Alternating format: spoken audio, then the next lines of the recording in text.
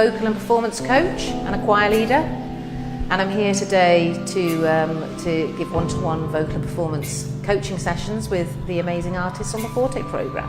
I love my voice. And again, point 5, always warm up the body before a performance. Reaching out once. Often singers wouldn't even think of warming up their bodies, but actually before a performance we're particularly full of nerves and anxieties and tensions that we don't even realise exist, and they get lodged within the body, and it means that we hold our bodies in certain ways, and actually we're not going to be quite as self-expressed as we could be. Roll the shoulders, roll them forward, give your belly a rub. This is a qigong form of just getting the energy moving around the meridian. Up onto the shoulders as well, get the tension out, give it a good slap. Very good.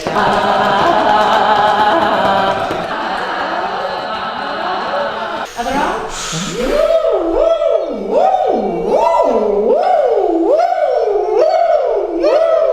Point 4.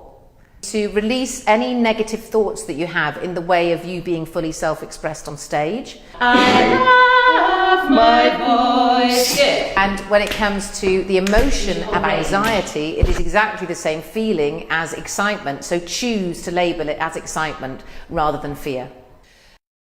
Point 3. Tongue twisters are really, really important. Just to get your muscles in your face working as well. So here we go. The tip of the tail, the tip of the tail, the tip of the tail of the dog. The tip of the tail, the tip of the tail, the tip of the tail of the dog.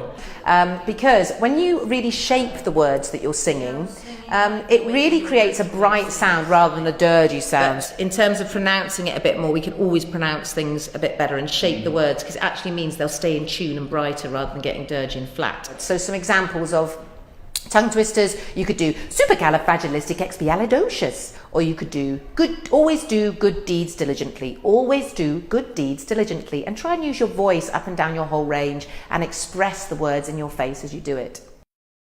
Point 2. So, always try and remember the emotion of the song that you were feeling when you wrote it, when you're performing it on stage. Because actually you may still be performing a song you wrote a year, 2 years ago, and it's really hard to remember. Ooh, you know you run me out. Ooh, don't put me on the line.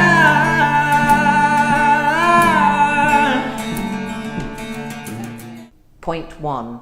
Always warm up the voice.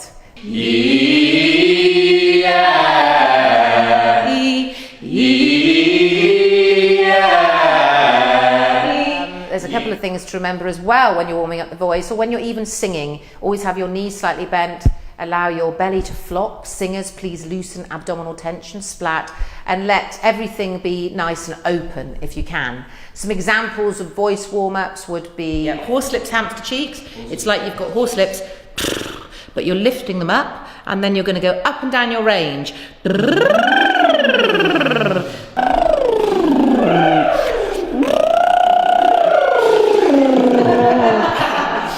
Then we could go into we call frog croak. So I don't know if you were younger, you ever used to lie in the bath and go, ah. That's essentially what you're doing. It's a really quick way of warming up the back of the throat. You want to try and get those reverberations to go as slowly as possible. So,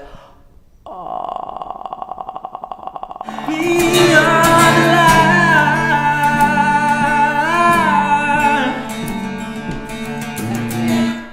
Does that feel different? Yeah. Comfortable. Yeah, comfortable.